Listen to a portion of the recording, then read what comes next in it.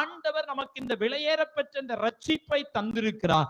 இந்த ரட்சிப்பு இல்லைன்னா நம்முடைய வாழ்க்கை எப்படியோ போயிருக்கும். அநேகருடைய வாழ்க்கை தவறா என்ன செய்திருக்கும், போயிருக்கும். ஆனால் கர்த்தர் கிருபையாய் விலையேற பெற்ற இந்த ரட்சிப்பை தந்து உங்களையும் என்னையும் மீட்டு அவருக்கு ஆராதனை செய்யும்படியா இந்த கிராமத்தில், இந்த பகுதிகளில் பல ஆயிரம் ஜனங்கள் இருந்தாலும் உங்களையும் என்னையும் முன்குறித்து ஆண்டவர் நம்மை நடத்தி கொண்டு வருகிறார். அல்லேலூயா.